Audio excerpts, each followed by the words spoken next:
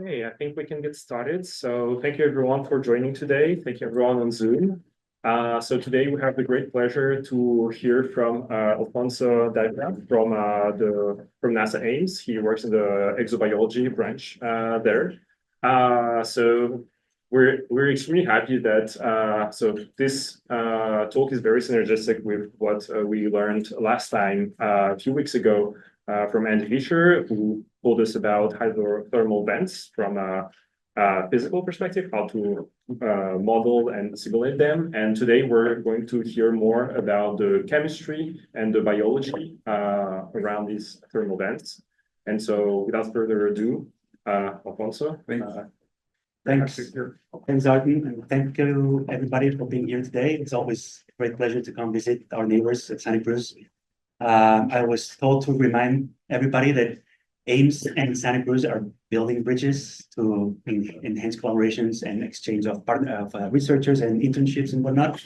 I have zero information because we work for the government. We don't provide information, but as soon as I learn something new, I'll make sure that you all are aware of it. And so we hope to see a lot of you coming down to the campus at some point, and some of us coming to the university to work together. So as Artem said, I come from the exobiology branch. I'm interested in the question of life beyond Earth. And ocean worlds have taken a lot of our attention in the past few years. And I know that you've heard about ocean worlds, so I'm not going to spend a lot of time talking about the specifics of them. The talk today is divided into three main parts. The first one is about Enceladus, brief intro to Enceladus, mostly those aspects of Enceladus that are relevant to the question of its biological potential. The second part is about the way people traditionally think about searching for evidence of life and all the ways I think that thinking is wrong. And the third part is what I think we should be doing, which is a different approach to life detection, which is grounded more, in fact, in actually the origins of exobiology. And I'll give you a bit of history for those of you who know, because history is always an interesting illuminator of things. Exobiology as a subject pretty much originated in the late 1950s. And mostly it can be traced back to a paper published by Joshua Lederberg in 1959 called Exobiology in Science. And at the time, Lederberg and others, they were concerned not so much about finding life on other planets, but they were concerned about the space race and the fact that the US and Russia were just aiming at sending rockets all over the solar system. And they were concerned about the impact that that could have both on life living on those planets and also life on Earth in case they brought anything back and that could cause harm to humans. And so it was pretty much, their mindset was exobiology as a political, if you will, problem. But very quickly that evolved in the 60s into an origins of life problem. During the 60s, a lot of the origins of life community, they realized that a lot of the progress they'd been made in the previous half of the century in terms of understanding prebiotic chemistry and organic chemical evolution and the origins of life as a natural evolution of chemistry. They were hitting all kinds of walls. They couldn't make a lot of progress in those experiments anymore. And they said, well, maybe if we can find life 2.0, we can learn something about how life originates. And so they thought of studying chemical evolution outside of the Earth as a means to understand chemical evolution on Earth, leading towards the origin of life. And for about 20 years, that was the focus of exobiology, solving the problem of the origin of life through looking for studying chemical evolution outside of in other planetary bodies in the solar system. That resulted in the Viking missions in 1975, which is a lot of people know of the Viking missions to Mars because they conducted the first and so far really only experiments to search for active microbiology on the other planet.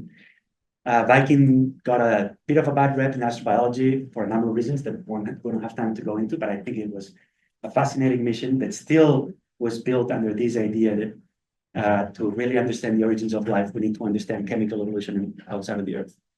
But then in the 80s and especially into the 90s, as exobiology transitioned to astrobiology, the thinking kind of shifted and moved more towards the actual search for life and the search for biosignatures and what is a biosignature and all these types of things. And a lot of it was applied to understanding the possibility of life on Mars and studying Mars as a possible biological system and whatnot.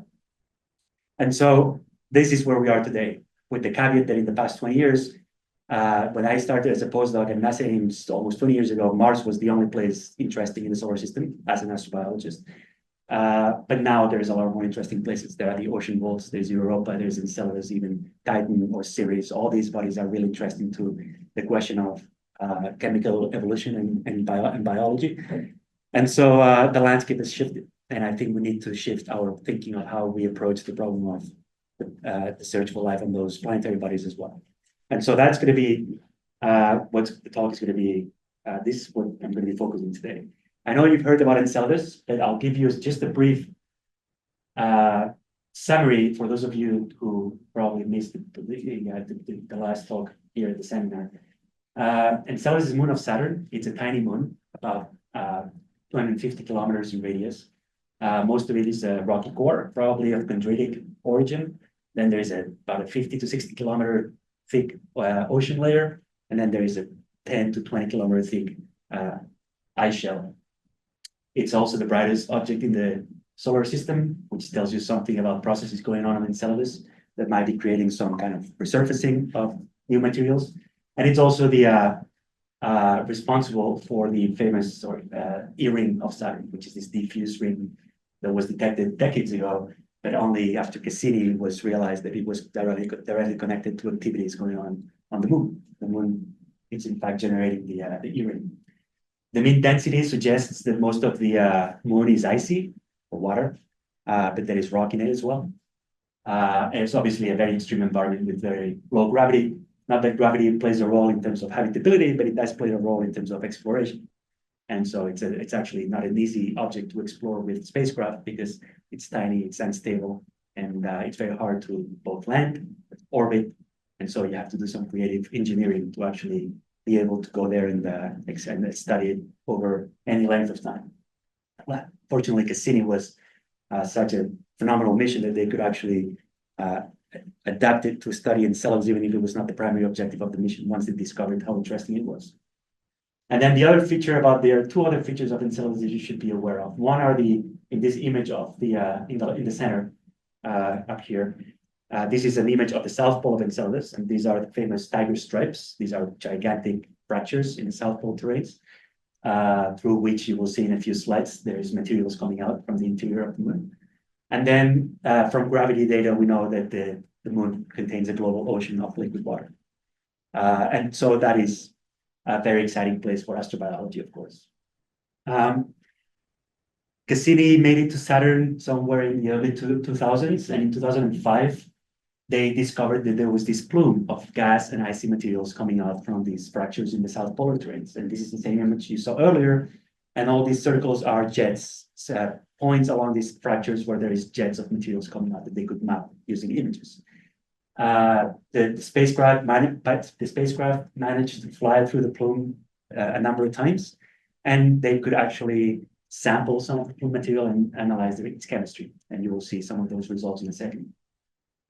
And through all the combined observations, they realized that the plume is relatively complex structurally. There is a component of the plume which is mostly vapor, water vapor, and they call these curtains. They're like gentle, continuous emissions of vapor coming out through the south polar terrain. And then there is about 100 localized jets, and those are the ones that are kicking icy material into space. So you have these curtains and these jets, and both of them seem to be sampling materials from the interior. So Cassini flew through the plume. They pointed cameras at the plume and at the surface and a bunch of different things. But there are two instruments that really delivered the goods, if you will, for the astrobiology community. Those were the INMS, a neutral gas spectrometer, and the CDA, which is it was analyzing dust particles. Importantly, for both instruments, it was essential that both instruments had to fly really fast through the plume. That's how they operate. They use the kinetic energy of the spacecraft to fracture the molecules or the chemicals that they find, and those go into the mass spec. That simplifies the process. You don't need sample prep. You just go as fast as you can, 10 kilometers per second, and then everything goes into your mass spectra. On the negative side, everything turns into a plasma, and all you're measuring are fragments of the parent molecules, and it's very hard to recreate the original molecules. It's like running a forest through a grinder and then trying to figure out which plants were there originally. It's very hard to do. But we did manage, from the data, they did manage to learn a number of things. This is one of the early results from the NMS instrument, the gas spectrometer, where you see a number of species represented in different colors. Very exciting, carbon-2, carbon-6 organic molecules.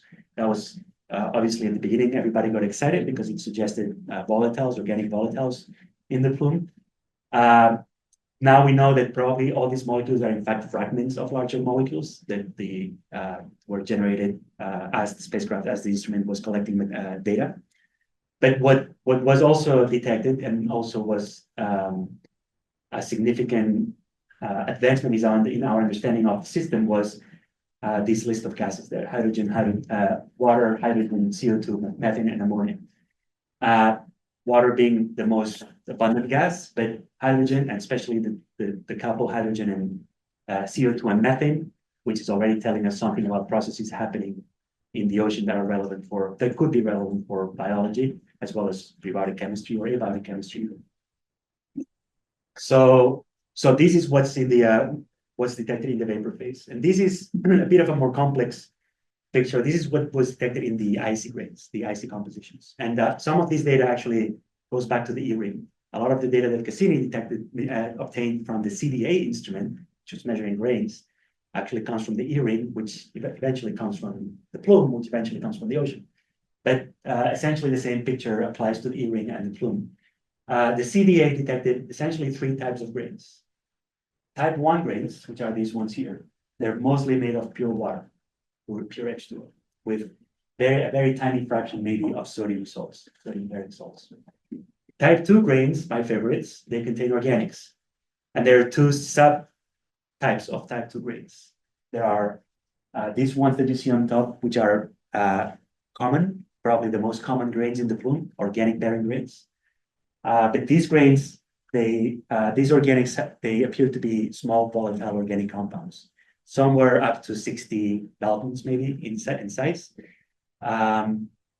And they seem to be very common in many of the grains, at least the type 2 grains. These grains, importantly, the rest of the grains is mostly water ice or water, and no salt. Very tiny, if any salt, is very tiny amounts of salt in those grains. And then there is another type of type 2 grains, and those contains macromolecular organic material with masses up to 8,000 Daltons, which is the limit of the mass spectrometer in the CDA. So these are bulky organic compounds that appear to have nitrogen and oxygen functional groups. So something more complicated than just your basic hydrocarbon skeleton. Yeah. Are these directly observed or inferred? Their fragments are observed, and then their parent molecules are inferred based on lab experiments, lab simulations. Right, so it's a model in that sense? In a sense, it's a model, the reconstruction of the parent molecule, but the fragments are empirical, right? Observations. And they have some interesting features as you see here. You can see here fragments of a molecule, and there are repeated patterns that show up every, I think, 13 carbon atoms, which tells you something about the structure of the molecule, and it tells you something even probably about processes taking place in the ocean. So small volatiles, a lot of them, a small fraction of icy grains with macromolecular compounds, and then type 3s, which are organic, salt-rich. These icy grains contain about 1% of 1 to 3% organic salts, mostly sodium-bearing salts, sodium carbonates, some potassium carbonates. There's a fair amount of chlorine as well. There's probably organic material in these grains as well, although there's an interference between the ions, the salt ions that make the instrument less sensitive towards organics in those grains. But it's likely that there are other organics in those grains as well at lower abundance. So it's a fairly complex structure, and the question is what is this telling us about the plume itself, and what is it telling us about the ocean, where ultimately these materials are coming from? And right now there is only one model that has been proposed, mostly coming from the CDA team, that kind of tries to put all these observations together in a kind of a mechanistic model of plume formation and ejection. And this is what you have here, which I'll try to walk you through slowly. So what we have at the bottom is so we have here a cross section of what the the ice shell of Enceladus might be like, with a water table reaching to a certain depth, and then the tiger stripe fractures, and then space at the top. Current estimate is that the water table is probably could be as close as a kilometer and a half below the surface. And so looking at the interface of the water table, that's what we have here. According to this model, there are two main components coming out of the water. So here we have water at 273 Kelvin in contact with almost vacuum. There's gas in there, but it's pretty much vacuum and very cold temperatures. And so this is causing all kinds of exsolution going on in these at the water interface, probably lots of bubbles forming, lots of dynamic circulation. And so this is quite a dynamic interface. Through these dynamic processes, two main types of particles are ejected. One, according to this model, one are aerosols, so droplets, essentially droplets of ocean water that are ejected into vacuum and then flash freeze into ice grains of different types. And then you have these yellow particles. They will be organic complex. They will be particles with complex organic material in them. That will be the macromolecular component that I showed you a second ago. And according to this model, these macromolecules are actually floating on top of the of the water table, forming like a thin film, an oily film, if you will, of macromolecular organic material that gets ejected when bubbles burst, and these organic enriched grains go into the volume of the tiger stripe just above the water table. Now you go a bit higher, and then these grains are getting modified. Some of the organic macromolecular organic material is getting coated with water vapor that condenses on top of the grains. And then you get these types of grains here that are the type 2 grains that I showed you a second ago, water-bearing complex organic macromolecules. You also have the type 3 grains, which are originally water droplets frozen that also get coated with some of the water vapor in the conduits. And now you have a salty water-bearing grain, type 3s. And then the type 1s, which are condensed directly from the vapor phase, and those are the pure water grains.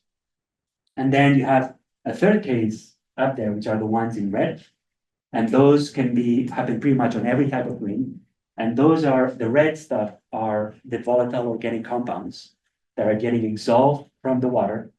Now they exist in the gas phase, and then they condense on top of this grains, the surfaces of these grains as the fluid evolves towards the surface. And that's how you get the 3/4 different types. Type 1s, pure ice, type 2s with volatiles, the red ones, type 2s with macromolecules, the yellow ones, and type 3s with salt.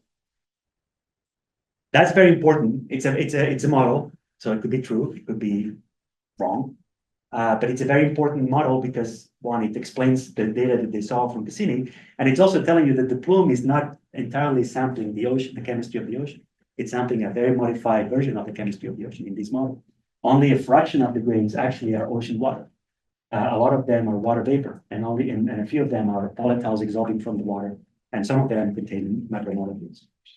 But it also tells you that it's a very interesting subject. It's a very interesting chemical system where we can learn processes taking place at the bottom of the ocean. And then on top of these, the CDA instrument also detected grains that contain large amounts of silica. And this is important because those were the easiest explanation for these silica grains are hydrothermal processes at the bottom of the ocean floor. So hydrothermal activity, I think you heard all about hydrothermalism a month ago, so I won't go into the details, but one of the byproducts are silica grains. And the theory here is that through these vapors, these vents at the bottom of the ocean, some of these silica grains make it all the way to the top of the ocean, and then they are ejected into space, and the Cassini instrument managed to measure them. And that tells us that there are hydrothermal processes going on of types probably similar to the types of hydrothermal processes we see here on Earth. So the picture that we get from Enceladus is very nicely captured in this diagram, where you have an active system both at the top and at the bottom. At the bottom is driven by hydrothermal processes, probably some of them driven due to serpentinization, which is a type of water rock reaction that is spontaneous, and it generates heat, and it also generates a bunch of interesting things like methane and CO2 and hydrogen. and it happens to be one of the proposed models for the origin of life. It makes astrobiologists very interested. And then there might be other types of hydrothermal activities through hotspots forming by tidal flexures of the rocky core. Then you have an ocean that it's not clear whether it's completely mixed or it's not mixed. There are models going both ways. And then you have in the South Pole the fractured system injecting things into space, and there comes the spacecraft that can analyze that chemistry. So for astrobiology, this is obviously very exciting. There's no other place in the solar system that we can actually study this process in real time other than the Earth. And on Earth, everything is polluted by biology, so it's very hard to study these systems, at least with biology not being a known factor, only being a possible player in it. I'm personally very interested because this is my favorite model for the origin of life on Earth. In origin of life in cold hydrothermal vents, cold maybe in 90 to 100 degrees C. And it's my favorite model for a number of reasons, but one of them is because the simplest metabolic processes of any microbes on Earth is called methanogenesis, which is the formation of methane through hydrogen and CO2. That's the simplest metabolic pathways there is, really, to extract energy. And methanogenesis pretty much recreates the chemistry that takes place in a hydrothermal vent of this time. Microbes somehow manage to copy the chemistry going on in the vents and apply it to their own needs to extract energy from the environment and become more and more complex. So this also presents two member possibilities for Enceladus. One member is that we have pretty much an abiotic system driven by hydrothermal activity, creating all kinds of organic chemistry, probably to a certain limit. And that's what we see expressed in the plume. Certainly, there are water walk reactions that could generate complex hydrocarbons. That's not unexpected. And the other member is biology, that it's using some of that chemistry to generate macromolecular compounds and cells and whatnot and biomass. And they're not mutually exclusive because they have both at the same time coexisting. So this brings me to my next part. The question, I think one of the questions that we want to answer in Enceladus is which is which, what's going on? How can we explain what's the origin of this organic material? That's part two of the talk. And part two of the talk is about the search for evidence of life that we traditionally probably think about. And this cartoon is there to represent the fact that when you search for life, depending on how you do it, it might be easy that you're fooling yourself in a number of ways, by looking for things that are not there, or by looking only for a few things that might be there, or by looking for things that are there, but they don't mean what you think they mean. And so that's why I want to spend a few slides talking about this issue with biosignatures. You probably know the canonical definition of biosignatures. There might be others, but this is the one we typically use. Objects, substances, and patterns whose origin requires a biological agent. And you can ask 10 astrobiologists what is their favorite biosignature, and you get 15 different answers. They can be rocks, there can be fabrics in rocks, there can be cells, there can be gases, mixtures of gases, complex molecules, even little crystals that some bacteria form that we were talking about them early on. And there are others that are not represented here. Now, every biosignature as defined from the previous slide, and if you think of them traditionally, I think all of them have the same set of problems. Number one is science risk. When you're searching for a biosignature, you're kind of defining your mission. If you build a mission to search for life and you're focusing on specific biosignatures, you're defining mission success as a binary proposition. Either you find your biosignature and you get the Nobel Prize, or you didn't find anything and you won't get funding from NASA ever again. You're defining success as a binary proposition. So that carries significant science risk. Mediocrity bias in the sense that when you propose a biosignature, you're intrinsically, or you're assuming that the origin of life is not a problem, it happened, and therefore my biosignature should be present if life is present. So you're completely ignoring the possibility that the origin of life might be a very idealistic event. And so there's no reason to presuppose that the origin of life is either easy or difficult. We have just no data for it. And so that's a significant problem. Confirmation bias is obvious. When you're focusing on when you're defining a biosignature, that's kind of your preferred solution, your preferred outcome. You're closing yourself to other possible interpretations, including prebiotic, abiotic ones. But also it's like looking for the keys and the proverbial lamppost. You're just looking for things that you're familiar with and ignoring all the other possibilities. And then you also open yourself to all kinds of false negative possibilities. So false negative, as you may imagine, is a result that indicates the absence of life, but it's actually not true. Life is in fact there, and you can get false negatives for many reasons. The biosignatures you're looking for are not actually universal. Only life on Earth might express them, not life elsewhere. There might be a low signal. The biosignature might be present, but below detection levels. They might be altered to a point that you cannot recognize it. So on and on. I think a lot of astrobiologists recognize these issues. There is certainly a lot of literature has been done in exoplanet research because these issues have been identified and are recognized as a problem. In the solar system, we have the advantage that we can probably be a bit more sophisticated in our approach because we can get samples, we can analyze more complex chemistries and whatnot. One thing to do is to still think about in terms of biosignatures, but then you can also think in terms of an abiotic baseline. So very simply, you can say, well, I will assume that my destination is dead. There is nothing there. Everything is dead. And it's going to look like my favorite abiotic environment. Pick one, and then you define it as a baseline. And then you hope that your biosignatures will show up as something that you wouldn't expect in the abiotic system. It's kind of a bit more sophisticated, just looking at other things. You're considering abiotic scenarios. The problem with this is that you're ignoring the vast complexity of prebiotic chemistry. When you define your expectations as either life or no life, you're ignoring all the intermediate possibilities, all of them very exciting. This is just a very simplified version of what we think happened on Earth towards the origin of life, starting from inorganic precursors, forming the first basic biochemical building blocks, amino acids, carboxylic acids, and so on. Polymerization of those leading to functional forms that can actually eventually be encapsulated and start to behave like biological systems. Now, this is our theory of how things evolved on Earth. We have no idea actually what happened.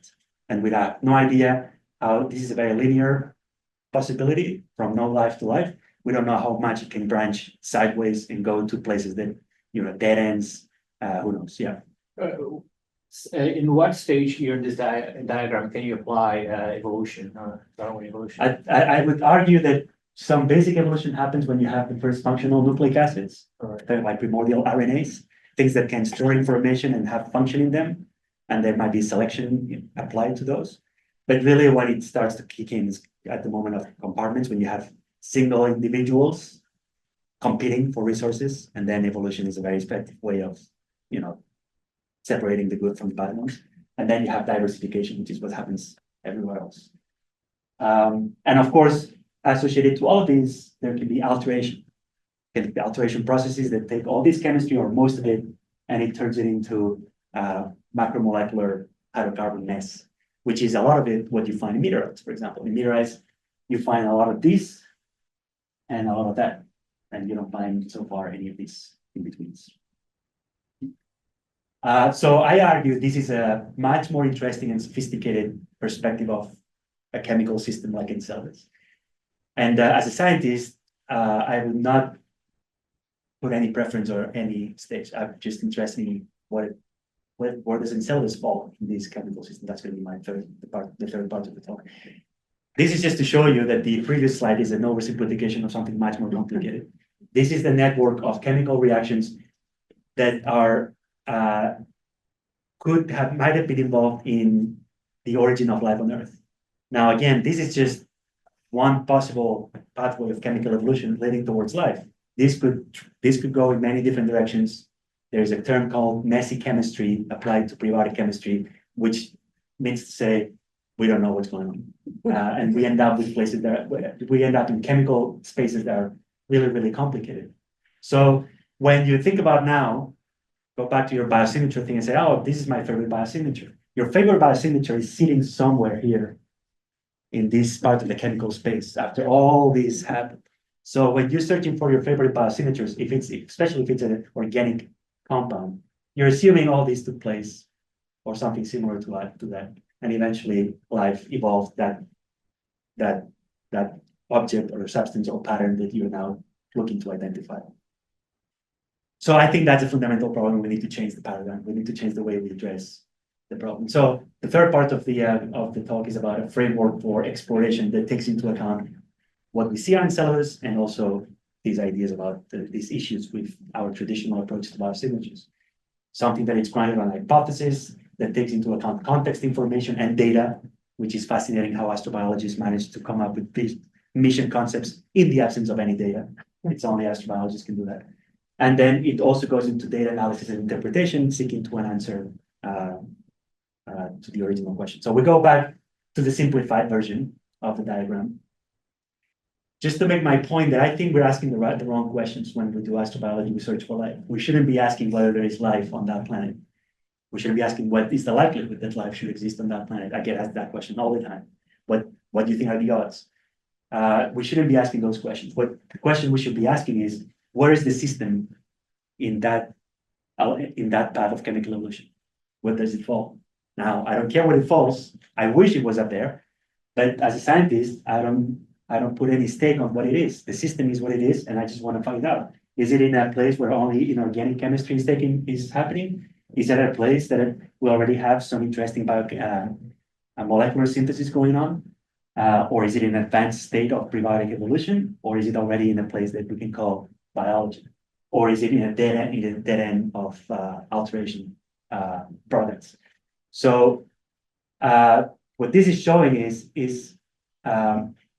this first point, chemical disequilibrium. That's as far as our understanding of chemical evolution goes outside of the Earth on any habitable planet, any habitable body outside of the Earth. This is how far we've gone. We still haven't found, and I think that's the next slide. We still haven't found a habitable extraterrestrial environment where this chemistry is expressed. We found this chemistry expressed in non-habitable objects like meteorites and comets and asteroids and that chemistry, but never in a habitable environment. And that to me is a fascinating gap in our understanding and an awesome opportunity to find the first place outside of the Earth that can both sustain life and where this chemistry, some of this chemistry, any of this chemistry is actually expressed.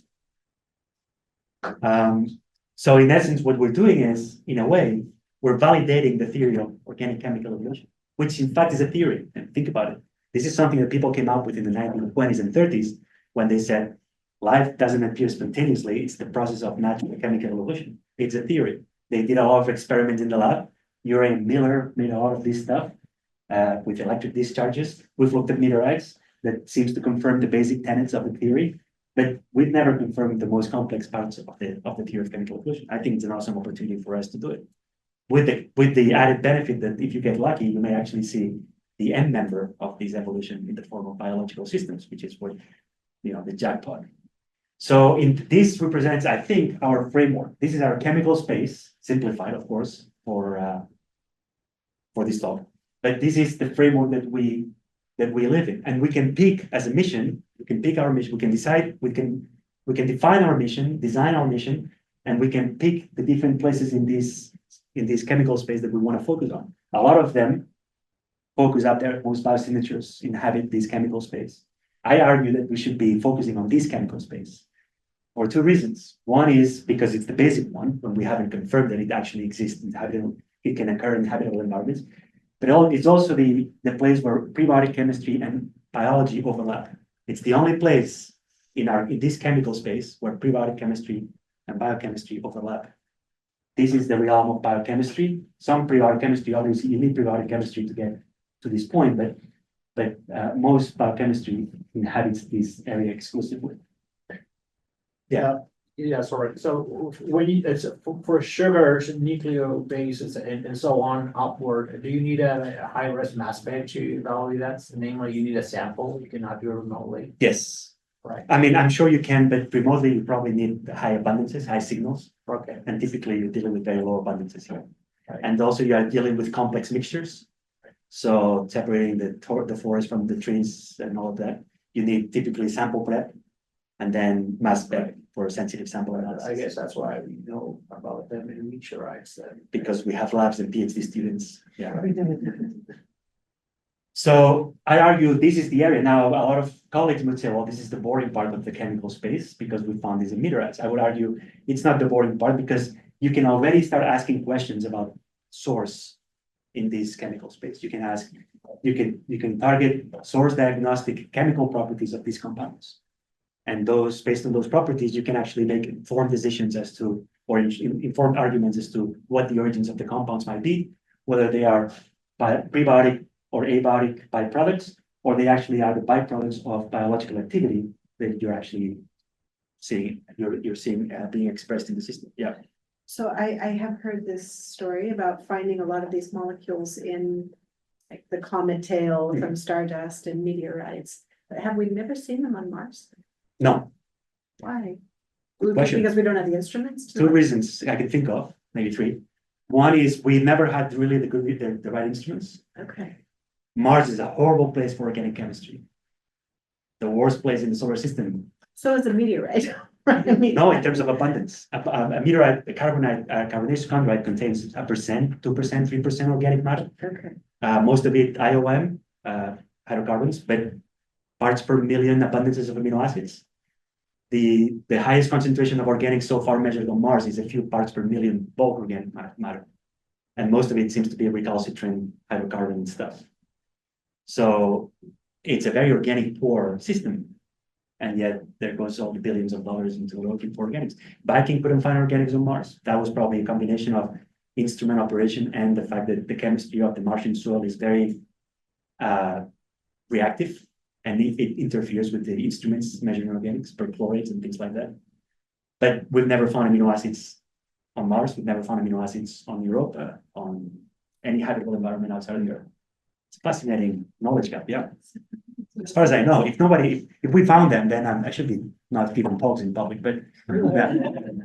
So the bulk abundance of carbon on Earth is also very low. Is it actually lower on Mars than on Earth? Or What do you mean this low?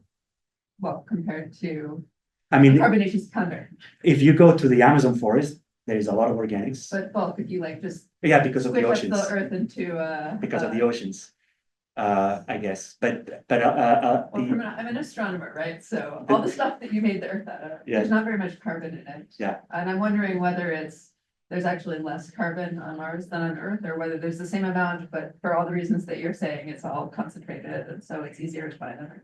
I don't know if in bulk, I don't know the answer if they are comparable Mars to Earth, but definitely on Earth is concentrated in certain areas. Now there are places on Earth whose organic content is like Mars.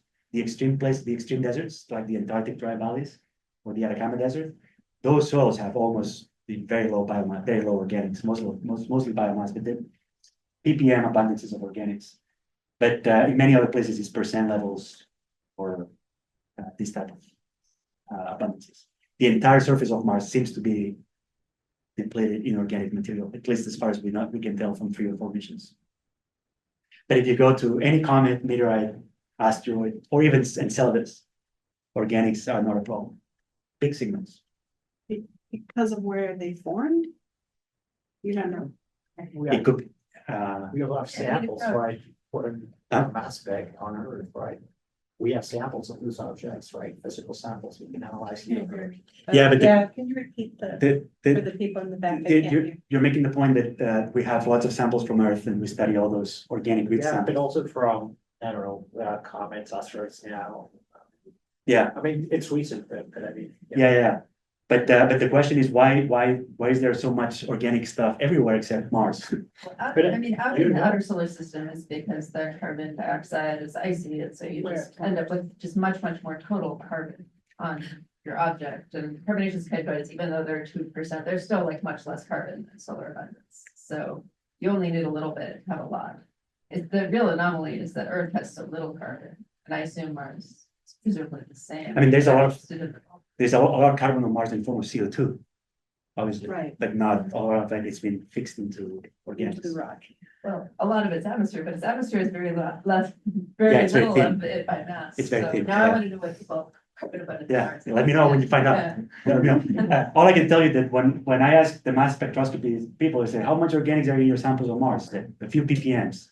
And now in Enceladus, a percent or so. It's like, okay, that's astronomical differences. So anyway, I argue we need this is an interesting chemical space to focus on because actually we can interrogate this chemical space and make informed decisions about whether life might be present or not. We don't need to go all the way up to the upper reaches of chemical evolution. And this is why when you look at our biochemistry, you can actually tell very readily that biochemistry recapitulates pre-body chemistry. If you look at the biochemistry of life on Earth, in many aspects of it resemble the prebiotic environment where life originated. We took some of that and it's still in our biochemistry. These are the 20 protein-forming amino acids. The ones in red are found commonly in prebiotic environments: glycine, alanine, aspartic acid, glutamic acid, and so on. The other 10 are biosynthetic only. As far as we know, those can only form biosynthetically. Some people argue we can find some of them in the meteorite or so. Could be. But it's obvious that we invented half of our protein amino acids, and we inherited the other half from the prebiotic world where we originated. This is, I think, a very important observation that has different implications, and I don't have time to get into all of them. But one of the ones that I'm not going to go into, I'll just mention, is that any prebiotic environment that resembles the prebiotic environment where we came from, we live on Earth, means that we will probably have a certain overlap, biochemically speaking, because we all start from a very similar starting set of compounds. Yes. Sorry, and you're saying that the blue are biosynthetic only because we haven't detected them Yeah. geochemically, I mean, Yes. or beyond Earth. Yeah. Anywhere. Okay. And there are no That- straightforward, even in the laboratory, they're very difficult to make. Okay, Things like the sulfur bearing, so you don't expect them one day to find them. in the it would be past. surprising, but no, we don't. Okay. I mean, either we're missing really something, a big pool of organics that, is undetected so far, but they haven't been found in meteorites or comets or asteroids, or even when you simulate plausible prebiotic environments like the Miller-Urey experiments, you don't find You any of don't those. make these. And they are not naturally found on Earth today either. You need to find them inside cells. Yeah. Is there any specific function of group or anything that they share in common for them to be in this group of like separating biotic? Yes. Prebiotic and biosynthetic? Yeah. I think you'll see in a second. It's mostly complexity. I had a question about for DNA and DNA strands, like which of these amino acids form? They're not DNA. This is protein. DNA is made of nucleobases, so sugars, phosphates, and nucleobases. It's a different set of compounds, but it's a very similar argument. If you look at it, the nucleobases of DNA, adenine, guanine, thymine, those are commonly found in prebiotic systems. There are other bases that are not as common. Some of them appear and not all the time. So it shouldn't be surprising that life on Earth, even start from scratch. We came out of a world that existed prebiotically, and we inherited some of that's like an endowment, a prebiotic endowment that it's still reflected in our biochemistry. And then we dressed that original prebiotic chemistry with inventions through evolution. And we made things more and more complicated as the need arose, which is important because, again, I think it reinforces the fact that, prebiotic chemistry recapitulates abiotic chemistry, biochemistry recapitulates prebiotic chemistry. And also the fact that you could expect a certain overlap in biochemistries, even of unrelated forms of life, just by virtue of evolving from the same prebiotic chemistry, if that makes sense. We can get maybe in the Q&A into a bit more details. This is why we find some and we don't find others. This is a model based on the energy of formation of different amino acids. They are represented by letters. These are the prebiotic ones that showed up in the other one. These are the biosynthetic only. And what this shows is that as a function of molecular size, glycine is the simplest amino acid, is the one that appears more often in abiotic environments. It also is the one with the lowest energy of formation. Adenine is the next complex one. And if you go down the scale, then you hit, I think thymine is this one, tyrosine, one of those. That's the one that you still find in some meteorites. All the other ones have high energies of formation, and they're not found in meteorites. They're not common. Yeah, What about stability? that plays a role too. Okay, Some of them might degrade, but if those were formed and disappear, you would still see degraded products of those, but you don't see them. And this is how much of each one of those forms according to the model. So these are how often you find them, and this is how much. So glycine, the simplest amino acid, is commonly found, and it's always the most abundant. Adenine is commonly found, and it's the second most abundant, and so on and so forth. And in fact, when you plot that information on an abundance distribution, where you have the relative abundance of each amino acid as a function of their carbon number, meaning molecular size, you have this very well-known pattern of exponential decay. Glycine, which is the only two-carbon bearing amino acid, it's typically 50% or more of the total amino acid population. Alanine, which is the next complex, represents 30% combined, almost 80%. And then a few larger amino acids that represent a smaller fraction, and then none of the larger amino acids. The largest protein amino acid has 11 carbons, I believe, and those don't find in guys. Now, compare that to the amino acid distribution of you, or your dog, or your cat, or your favorite plant, or any microbe on Earth. It's a very different distribution. The reason is obvious. Glycine is abundant here because it has the lowest energy of formation. It's easy to make, and the universe is a lazy system where it only makes a lot of simple stuff, thermodynamics.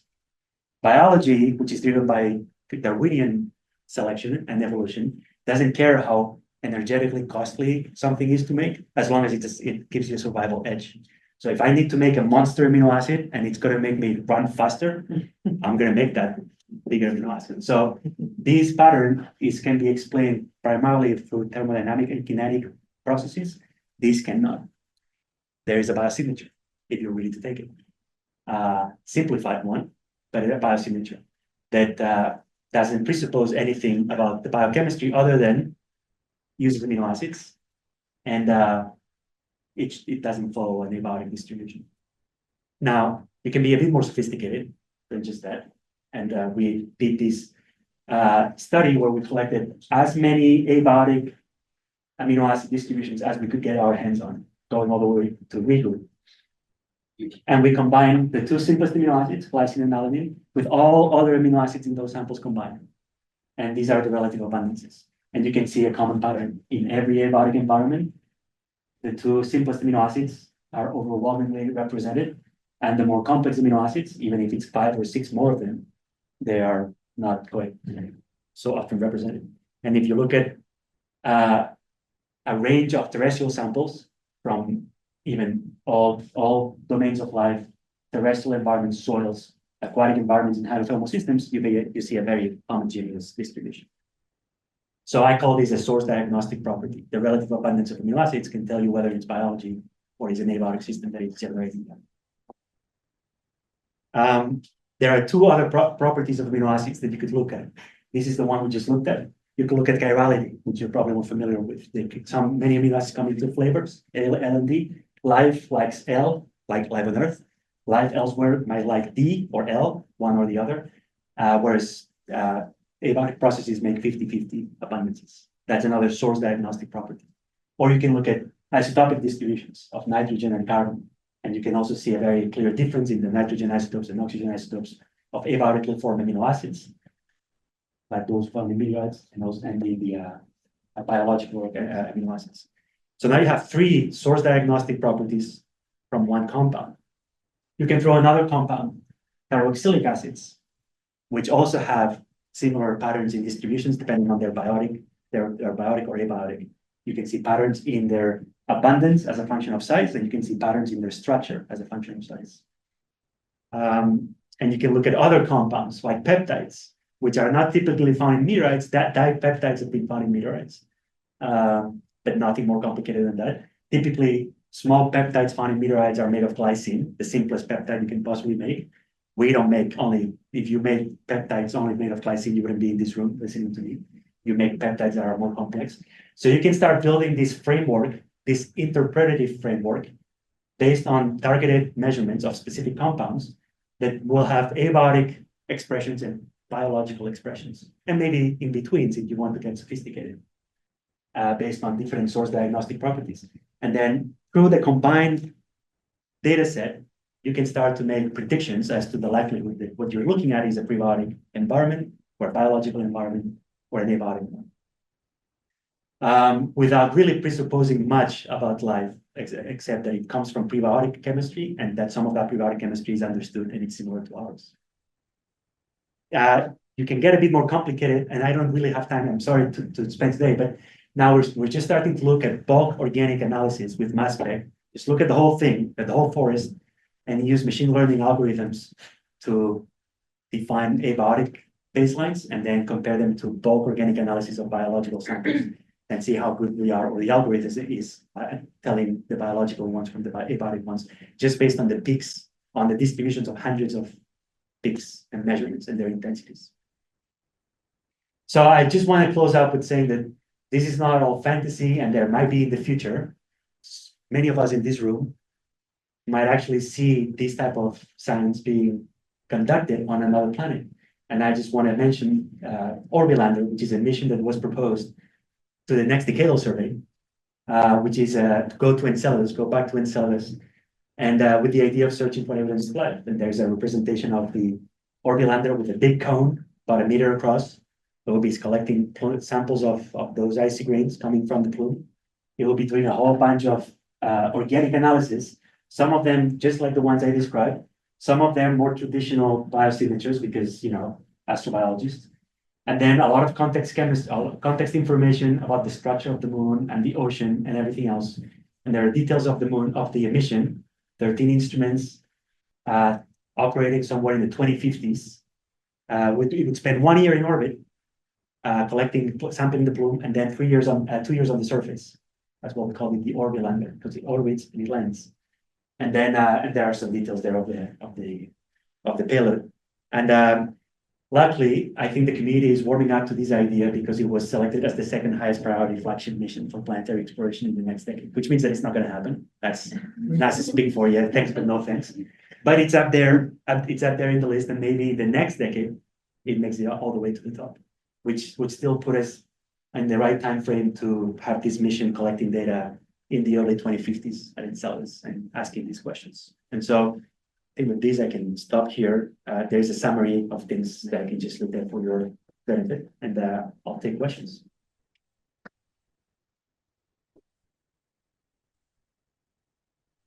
We talk. So I realize that it's a larger basis, so I'll just briefly mention how things are going to happen. We're going to have about 10 minutes of questions, but if we don't get to your question, don't worry. We have social hour after that where we can enjoy snacks and drinks and discuss with Alfonso a little bit in a more informal setup.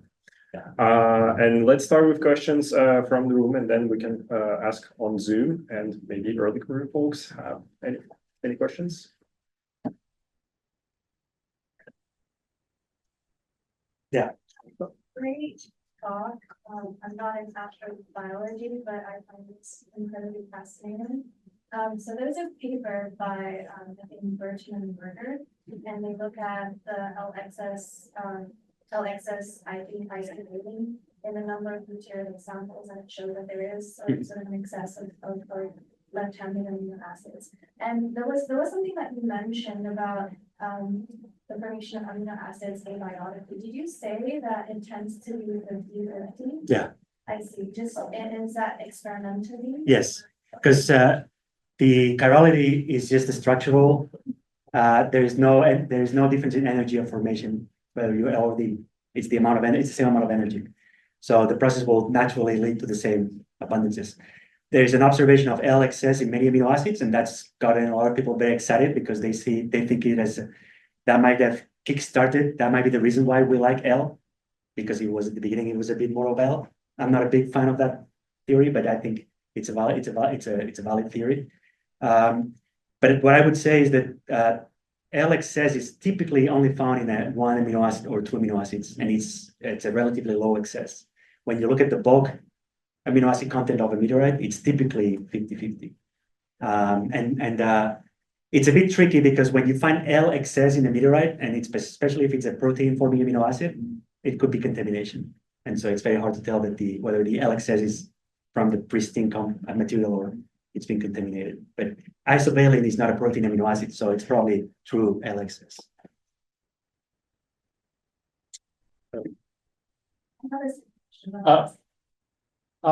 So these complex are inorganics and organic structures. Do they have like a lifetime that can be estimated somehow? Like, for example, the things that you're referring that Cassini observed and destroyed.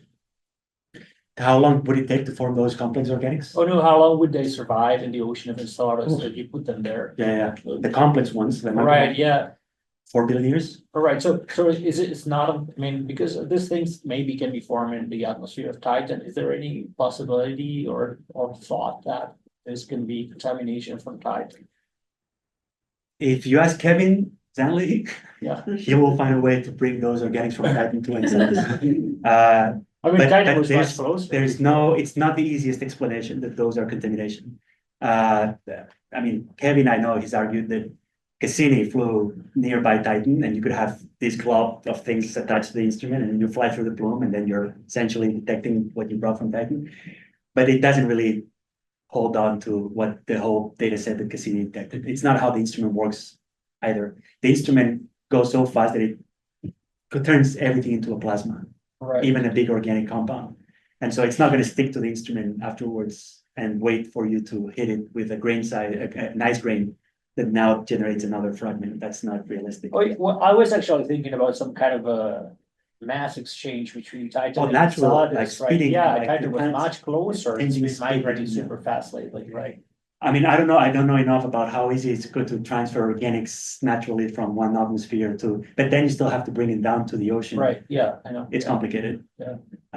I think the simplest explanation is that they're coming from the ocean. All right. Although I agree that, there's no smoking gun, but yeah.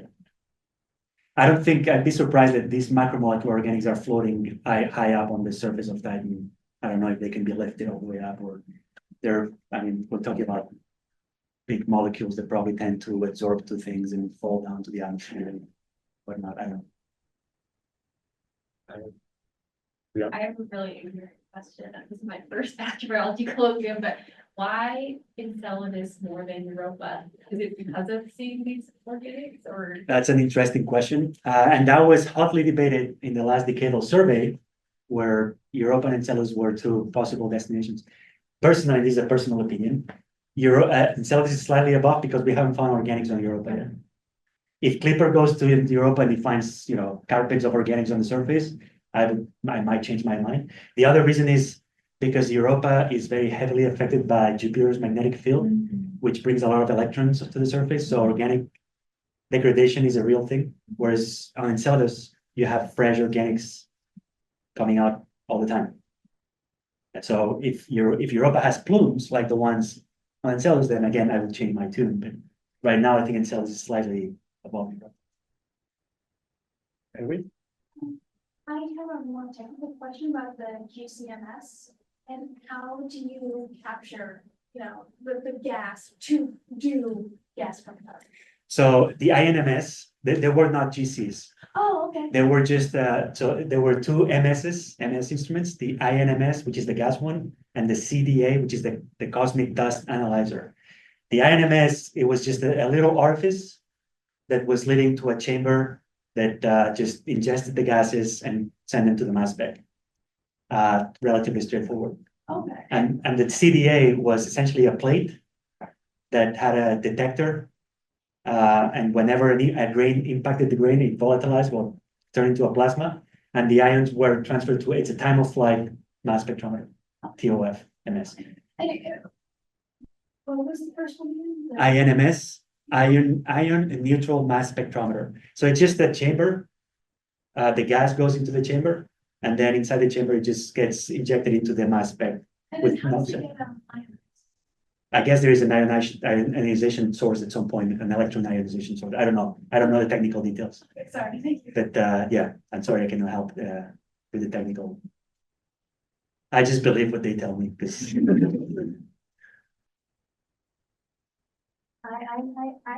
got really excited when there seems to be like a discussion start about. Arwen, yes, yeah, me too. About carbonaceous chondrites Yeah. and also, stone meteorites and also the ball composition of planets, moons. So I don't know, I will try to do my best to articulate it, but there is a theory, of Theia that crashed into what the Earth used to be, and that's what formed the moon. The other thing it makes me think about is when you first learn about, planet formation from like the building blocks of these there are different theories, but then when you start from like these little tiny, if you build from down up, right, due to alteration and heat, you lose a lot of organics in the process, right? And so carbonaceous chondrites are like the most pristine form. They're really, really old and unformed, right? And I have a theory, I think, I might be wrong, but a lot of the comets that exist on the outskirts of our solar system are pretty, I would think that they might be more carbonaceous chondrite in kind of composition. So there's also sort of like where would you find, say, andesite chondrites and stone meteorites, and where are you more likely to find carbonaceous chondrites within the radio distance from our sun, right? And I guess it made me think if this theory of Theia could be true, could it have been maybe some escaped moon that crash landed into us, and maybe that perhaps brought some more carbon compounds to us, or maybe again just comets. I don't know enough about what these protoplanet that created the moon came from. I don't have the details. I know enough just to, I think the result of that impact pretty much created a magma ocean of the Earth. Everything was reset again. And the same happened with the moon. If it didn't happen at that time, it probably happened a bit later. And so that was a big reset. And I don't think that would have contributed much. In fact, if Earth was already on its way to biology, that probably reset the whole system back to zero, start again, go back to go, take 200 and start again. But I don't think of as meteorites. I mean, meteorites obviously are good delivery systems of organics, but that's, I don't think the only thing we can get from meteorites. The processes that create those organics in meteorites in the parent body are probably not very dissimilar to the processes that took place in the early Earth as well, in the oceans or other types of aquatic environments. So what meteorites are telling you, one, is that yes, these things could have been delivered, but they could have been formed in situ on Earth through the same types of reactions. So they give us a sense of how diverse or not diverse the prebiotic chemistry world might have been. And I think it's telling us that it was probably not very diverse. It's fairly well confined to a certain thermodynamic and kinetic rules, and we can understand those boundaries. And there's nothing really exotic out there that, all of a sudden you have this massive amino acid sitting out there in the solar system, waiting for it to come back and, mess up everything. No, I don't think so. Please. You had a question? We can have one or two more questions, and I'll ask if there are some on Zoom. So, dragonfly Yeah. is going to tighten organic surface. Can you talk about how that might inform mission to Enceladus, or either making things easier for you or not? So, what they might be. Yeah. So I think the surface of Titan, to me, it's a very interesting abiotic member. Where they're looking for us. My understanding is that, because you mentioned that Titan has an abiotic. Yeah. They're also looking for biotic signals. That's what they say. Right? Yes. So. Yes. Originally, Dragonfly was conceived as a mission to study the abiotic, maybe prebiotic system. When they got selected, they started talking about biochemistry a bit more openly, which is fine. I mean, you're gonna go. There's no stopping. Yes, since you're there, do it. But I think it's an abiotic member, and the case for biochemistry on Titan is very thin, in my opinion, and I can argue why. But if you would just want to take my word for it. So I still think it's useful because I think that abiotic member is something we need to understand as much as possible.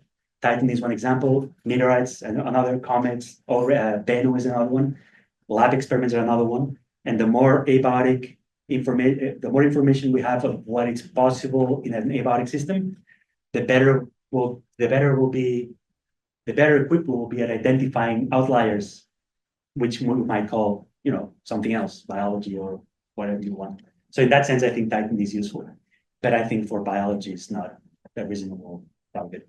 Not the surface. The ocean is a different story, but the surface of Titan, I don't think it's a reasonable biological target.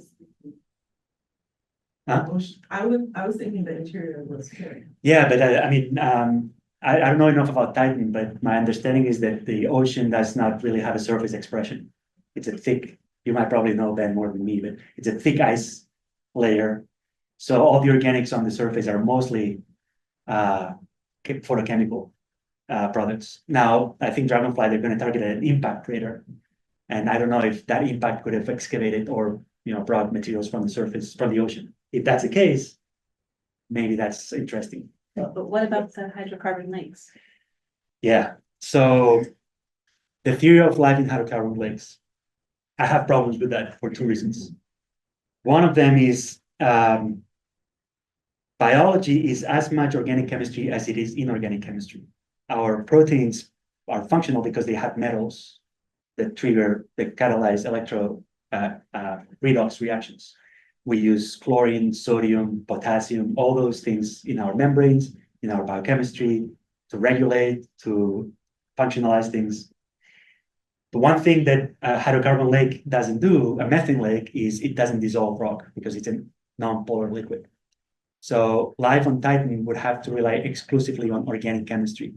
It's hard for me to believe that you can have biology in the absence of redox chemistry driven by inorganic processes. So the problem on Titan is the reverse of the problem on Mars. Mars is no organics, lots of inorganics. Titan is lots of organics, no inorganics.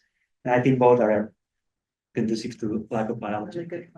I also think that there is no plausible model for an origin of life in a hydrocarbon lake. I mean, you can think of all creative ways. You can think of many creative ways of biology in a hydrocarbon lake, but how is the start of that biology happening? What is the prebiotic chemistry leading to that? It's very difficult. I mean, in my opinion, it's not. I mean, it's not that it's difficult. Nobody's come up with a plausible explanation. So that's why I haven't put a lot of stake on those. There is no direct evidence of contact in the ocean, the atmosphere, but methane is destroyed very quickly, and there's a lot. So people suggest that maybe there's a reservoir inside of Titan that is supplying the methane. Okay, but that could be clathrates and things like this. Right? Yeah. I mean, it could be a lot of things. I think biology is the likely explanation. I know, I mean, colleagues, Chris McKay, who's my mentor and I love dearly, to his day, to the day he dies, in the tomb, he's going to be still saying hydrogen and methane is getting consumed faster than it should be consumed. And that's probably biology. But yeah, I think that's not the way to go. Yeah, it is really fascinating. Yeah. It's straight to the place. You need a global kilometer of methane. Yeah, there are lots of, I mean, something I find funny is that I struggle, and I know we need to take questions, but I struggle to convince people that we should search for life on places like Mars or Enceladus or Europa, and they have no problem when somebody says we should search for life on Titan. Oh, that sounds cool. Okay. Well, if you're already going, why not? Yeah, if you're ready. Yes. Yeah. That was originally Viking. I mentioned Viking. One of the reasons Viking is one of my favorite missions, and a lot of people don't realize, even astrobiologists, is that when Viking was conceived, it was not conceived as a live detection mission. And you can go to Library of Congress and see the letters that they wrote to each other and say, and there was one that I recently came across and said, and they were communicating to each other. And one of the scientists on Viking said, we should do live detection because we're going. We should be doing live detection everywhere in the solar system since we're going. But it was not the primary reason. It became, after the fact, it became the thing that defined the mission. It was the live detection experiments. And it's important to understand that because those experiments were not ideal. If you design a mission to search for life, I don't think they would have run those experiments. But if you think of a mission and then since we're there, let's do something easy and quick and dirty, that's the kind of experiment you would do. Unfortunately, it defined the mission in astrobiology for years. All right. Maybe one short question from Zoom if there are any, otherwise we can stop here. You can unmute yourself if you have a short question. All right. Well, then thank you again. We can thank again our speaker. Thank you.